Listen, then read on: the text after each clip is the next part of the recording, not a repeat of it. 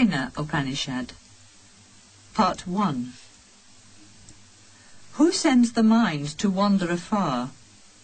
Who first drives life to start on its journey? Who impels us to utter these words? Who is the spirit behind the eye and the ear? It is the ear of the ear, the eye of the eye, and the words, the mind of mind and the life of life. Those who follow wisdom pass beyond, and, on leaving this world, become immortal.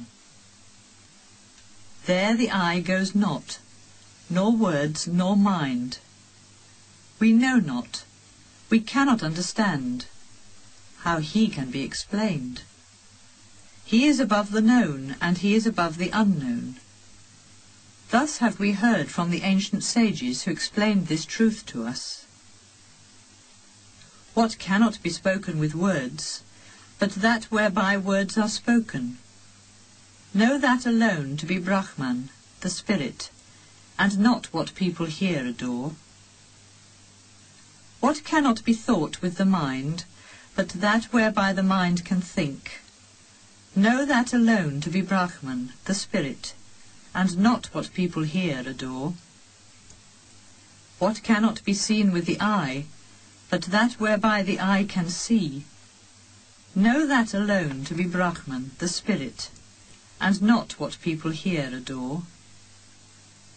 What cannot be heard with the ear, but that whereby the ear can hear? Know that alone to be Brahman, the spirit, and not what people here adore.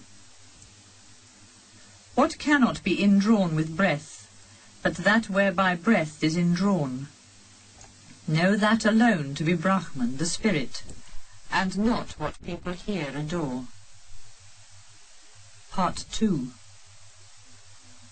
Master, if you think I know well, little truth you know. You only perceive that appearance of Brahman that lies in the senses and is in you. Pursue your meditation. Disciple, I mean to know. I do not imagine I know him well, and yet I cannot say I know him not.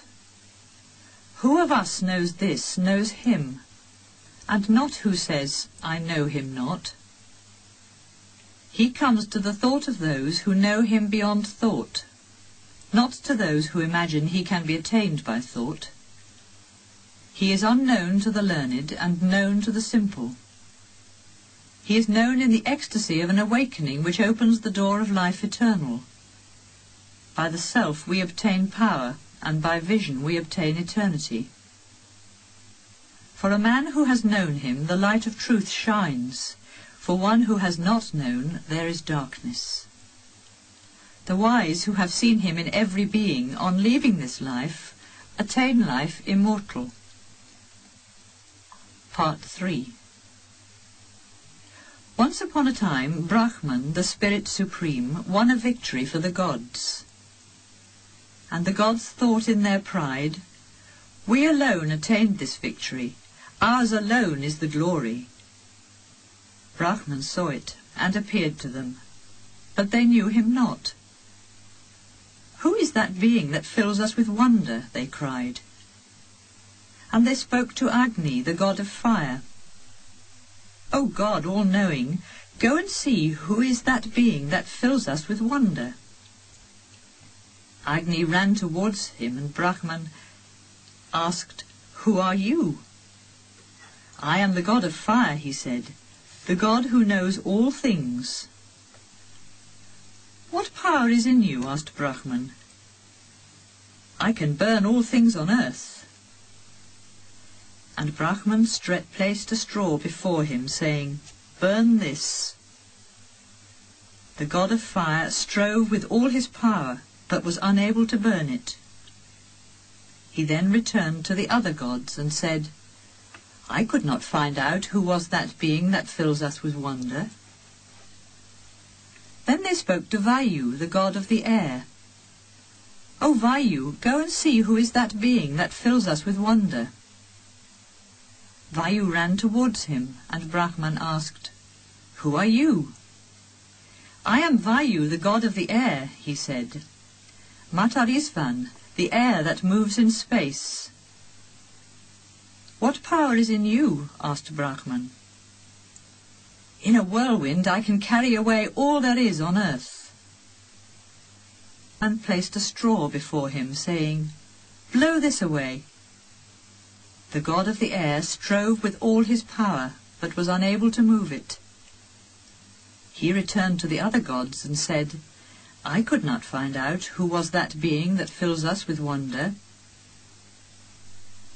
Then the gods spoke to Indra, the god of thunder. O giver of earthly goods, go and see who is that being that fills us with wonder. And Indra ran towards Brahman, the spirit supreme, but he disappeared. Then in the same region of the sky the god saw a lady of radiant beauty. She was Uma, divine wisdom, the daughter of the mountains of snow. Who is that being that fills us with wonder? He asked. Part 4. He is Brahman, the spirit supreme, she answered. Rejoice in him, since through him you attained the glory of victory. And the gods Agni, Vayu and Indra excelled the other gods, for they were the first that came near Brahman, and they first knew he was the spirit supreme. And thus Indra, the god of thunder, excelled all other gods, for he came nearest to Brahman, and he first knew that he was the spirit supreme. Concerning whom it is said, he is seen in nature in the wonder of a flash of lightning. He comes to the soul in the wonder of a flash of vision. His name is Tadvanam, which translated means the end of love-longing. As Tadvanam, he should have adoration. All beings will love such a lover of the Lord. Master, you asked me to explain the Upanishad, the sacred wisdom. The Upanishad has been explained to you. In truth, I have been telling you the sacred teaching concerning Brahman.